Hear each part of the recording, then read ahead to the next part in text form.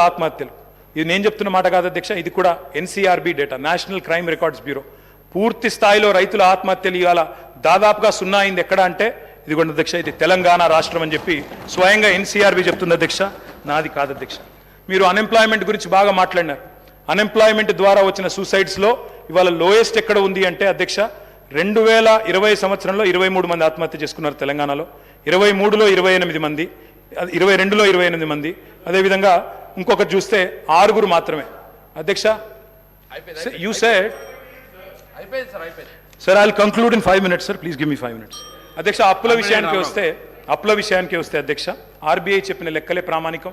ఆయన ఇంకోటి సార్ శ్వేతపత్రాలు అంటున్నారు అధ్యక్ష. నేనేమంటున్నా అధ్యక్ష, every year controller and auditor general మీకు ప్రతి సంవత్సరం బట్టి గారు ఉన్నారు, శ్రీధరన్ ఉన్నారు ఇదే హౌస్లో, మీకు ఎవ్రీ ఇయర్ బడ్జెట్లో మీకు బ్రహ్మాండంగా ఇచ్చాము, ఎవ్రీ ఇయర్ ఆడిటెడ్ రిపోర్ట్స్ ఇచ్చాము. అవి కాదా శ్వేతపత్రాలు? కొత్త శ్వేతపత్రాలు ఎడికెళ్ళి వస్తే మీరు కొత్తగా ఏం కనిపెడతారు? ఇంకా నాకు తెలియక అడుగుతా అధ్యక్ష, డిస్కమ్ల రిపోర్ట్లు ఎవ్రీ ఇయర్ ఇచ్చాము, ప్రతి సంస్థ ప్రతి corporation report every year we have tabled year. కాదంటారా చెప్పండి, legislative affairs minister should tell us. అధ్యక్ష ఇది ఏది జరగనట్టు 9 ఏళ్ళు మేమంతా దాచిపెట్టినట్టు మీరేదో బయట పెడుతున్నట్టు వెలికి తీసి అధ్యక్ష మీరు అల్టిమేట్గా చేసేది ఏంటంటే కొండను దవ్వి ఎలుకని పడతారు తప్ప ఏముండదు. అలా కొండను దవ్వి ఎలుకని కూడా బట్టే ఉండదు, ఏమి జరగదు. Sir I'm strictly speaking on the subject అధ్యక్ష. నేను ఒక మాట సహనం ఉండాలా. ప్రతిపక్షాలు మాట్లాడితే ప్రజల తరపున మాట్లాడితే వినే ఓపిక సహనం ఉండాలా. మేము కూడా తక్కువ లేము, మేము 39 మంది ఉన్నాం, మొత్తంగా చూస్తే ప్రతిపక్షంలో 54 మంది ఉన్నాం, మీరు 65 మంది ఉన్నారు. కాబట్టి దయచేసి ఓపిక ఉండాలా, వినాలా. అధ్యక్ష మేము కేంద్రం గ్రాంట్ల మీద కూడా మేము ఆధారపడలేదు అధ్యక్ష, ఎందుకంటే వాళ్ళు ఎట్లా వివరం తెలుసు. జిఎస్టీ పరిహారం కూడా అత్యంత తక్కువ తీసుకున్న రాష్ట్రం ఏదంటే తెలంగాణ. సొంత పన్నుల ఆదాయంలో number 2 in the country Telangana. Per capital expenditure highest in the country, capital expenditure highest in the country. Asset క్రియేషన్లో ఖర్చు పెట్టేది తెలంగాణ. ఆర్థిక వనరులను సమీకరించుకునే వెసులుబాటు ఉన్నప్పుడు తప్పకుండా వినియోగించుకోవాలి, వినియోగించుకోకపోతే తప్పవుతుంది. అధ్యక్ష నేను ఇంకొక మాట అంటున్నా, ప్రభుత్వ పెట్టుబడితో సార్ కంప్లీట్ చేయండి. కంక్లూడింగ్ సార్, అంత అసహనం ఎందుకు sir? Come to our rescue sir. Sir నేను సబ్జెక్ట్ మాట్లాడుతున్నాను సార్, నేనేం వేరే మాట్లాడుతున్నారు. మీకు ఇచ్చిన సమయం కూడా అయిపోతుంది. ఎట్లా సార్, మేము 39 మంది ఉన్నాం, ఒక్కనే సభ్యుని మాట్లాడుతున్నాను, అందుకే మీకు చాలా సమయం ఇచ్చినాం. వాళ్ళ 5 మంత్రులు డిస్టర్బ్ చేశారు సార్.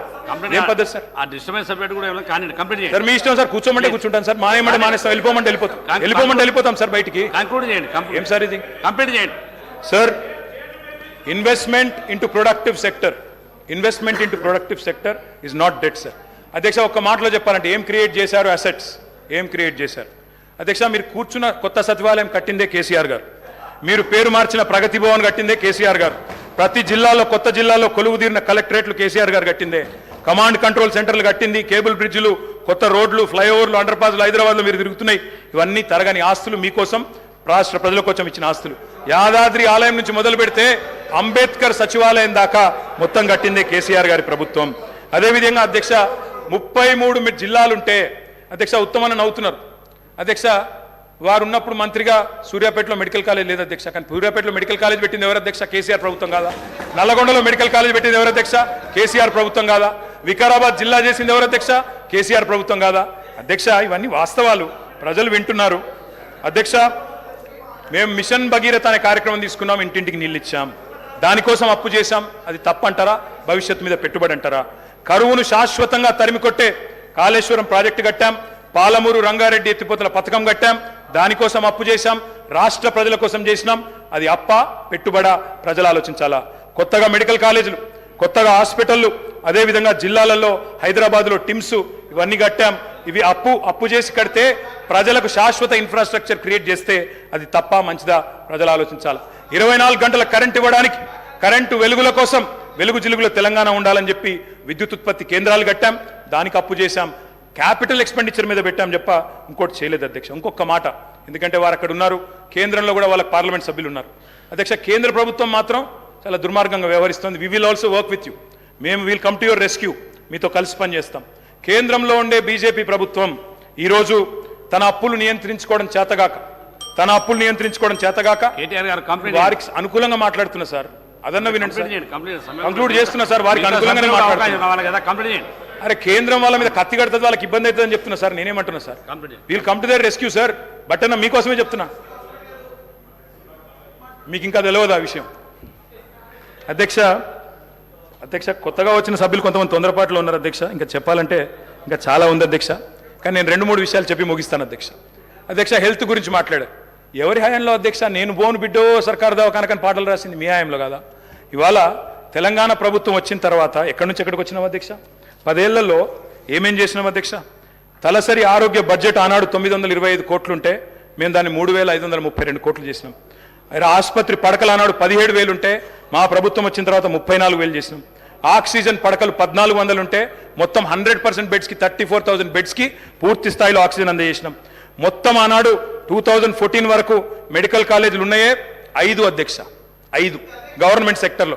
ఈరోజు అధ్యక్ష మొత్తం 33 జిల్లాల్లో 33 మెడికల్ కళాశాలలు ఇచ్చిన ఘనత కేసీఆర్ గారి ప్రభుత్వం కాదా? ఒక్కసారి గుండె మీద చేసుకుని ఆలోచించాలి అధ్యక్ష. నర్సింగ్ కళాశాలల అధ్యక్ష 5 ఉండేది, ఈరోజు 26 అయినాయి. MBBS seat, I'm only speaking subject sir. Subject కానీ అమరావు గారు చాలా సమయం sir, I'm purely speaking subject. ఇంత అసహనం ఎందుకు సార్?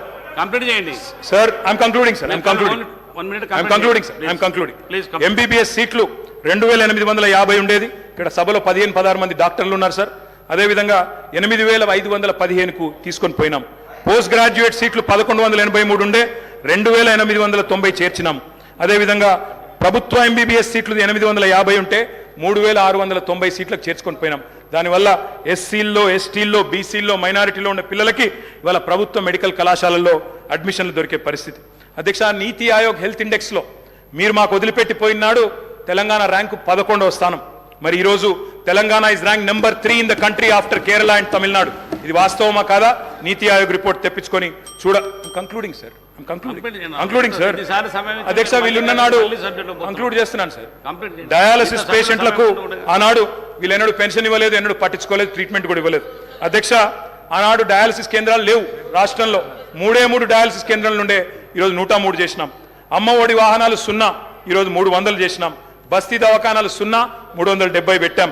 వరంగల్లో హెల్త్ మినిస్టర్ గారు పోయి ప్రారంభించవచ్చు. వరంగల్లో రెడీ అవుతా ఉంది సార్.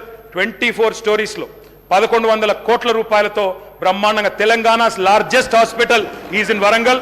మా దామన్న ఓపెన్ చేయాలని చెప్పి నేను మనస్ఫూర్తిగా కోరుతా ఉన్నాను సార్.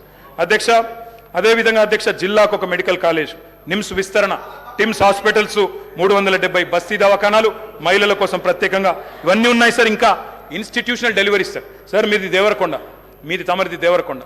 దేవరకొండలో ఒకనాడున్న పరిస్థితి ఏంటి సార్? ఇవాళ ఉన్న పరిస్థితి ఏంటి సార్? ఒకనాడు పసిపిల్లల అమ్మకాలను చదివేది, ఇవాళ మాతా శిశు మరణాలు తగ్గినాయి సార్. మాతా శిశు మరణాలు ఎట్లా తగ్గినాయి సార్ అంటే ఇన్స్టిట్యూషనల్ డెలివరీస్ ప్రోత్సహించడం వల్ల. శిశు మరణాలు ఆనాడు 2014లో 1039 ఉంటే ఈరోజు 19 అయినాయి సార్. ప్రసూతి మరణాలు ఆనాడు 2014లో 91 ఉంటే ఈరోజు 40 అయినాయి. ఇన్స్టిట్యూషనల్ డెలివరీస్ బ్రహ్మాండంగా పెరిగినాయి. ఇంకా చెప్పాలంటే చాలా ఉంది అధ్యక్ష. నేను ముగిస్తా ఉన్నాను అధ్యక్ష. ముగించే ముందు నేను ఈ ప్రభుత్వానికి చెప్పేది ఒకటే అధ్యక్ష. అధ్యక్ష, మీరు కూడా మాలాగా ప్రగతిశీలమైన అభ్యుదయమైన ఆలోచనలతో ముందుకొస్తే తప్పకుండా నిర్మాణాత్మకమైన ప్రతిపక్షంగా తప్పకుండా వెల్కమ్ చెప్తాం అధ్యక్ష. కానీ తిరోగమన నిర్ణయాలు తీసుకుంటే మాత్రం ప్రజల పక్షాన నిలదీస్తాం. మేము హైదరాబాద్ ఫార్మా సిటీని కట్టాలి. హైదరాబాద్కున్న ఒక ప్రత్యేకత, మరి లక్షలాది మందికి 40% ఇవాళ ఫార్మస్యూటికల్స్ ఉత్పత్తి చేసే నగరం హైదరాబాద్. వ్యాక్సిన్లకు ప్రపంచంలోనే రాజధాని హైదరాబాద్. అట్లాంటి హైదరాబాద్లో మొత్తం కన్సాలిడేట్ చేసి ఒక సూపర్ పవర్గా హైదరాబాద్ను ఇంటర్నేషనల్ ఇంపార్టెన్స్ ఉన్న ప్రాజెక్ట్ అధ్యక్ష. నిన్ననే పేపర్లో చూశాను, ముఖ్యమంత్రి గారు రివ్యూ చేశారు, క్యాన్సిల్ చేశారు. కానీ ఆ రివ్యూలో పరిశ్రమల మంత్రి లేరు, పరిశ్రమల కార్యదర్శి లేరు. మరి ఇది మంచిది కాదు అధ్యక్ష. ఇది రాష్ట్రానికి మంచిది. మా మీద కక్షతో ఒక మంచి ప్రాజెక్ట్ రాష్ట్రానికి దూరం చేయకండి సార్. నేను కంప్లీట్ చేయండి సార్. మీకు ఇంత సమయం ఇచ్చా, 3 సార్లు ఇచ్చిన మీకు సమయం. మీరు అడుగుతున్నా కూడా కంప్లీట్ చేయమని చెప్పాను. ముగియండి, మీరు కంప్లీట్ చేయండి. Concluding sir. 1 minute sir. Subject అయింది సమయం. హైదరాబాద్ ఫార్మా సిటీ లాంటి జాతీయ అంతర్జాతీయ ప్రాముఖ్యత ఉన్న ఒక ప్రాజెక్టును రద్దు చేసే ముందు పునరాలోచించాలని చెప్పి నేను కోరుతా ఉన్నాను అధ్యక్ష. కట్టడము నిలబెట్టడమే మాకు తెలిసిన పని, పడగొట్టడం కులగొట్టడం మా పని కాదు, మేము చేయము. అధికారంలో నిర్మాణాత్మకంగా పనిచేసినాం, ప్రతిపక్షంలో చేస్తాం. మీ మేనిఫెస్టోను మీరు మర్చిపోయినా మేము మర్చిపోము, ప్రజల తరపున క్వశ్చన్ చేస్తాం. ప్రజా ప్రయోజనాల పరిరక్షణ కోసం ఖచ్చితంగా నిలబడతాం.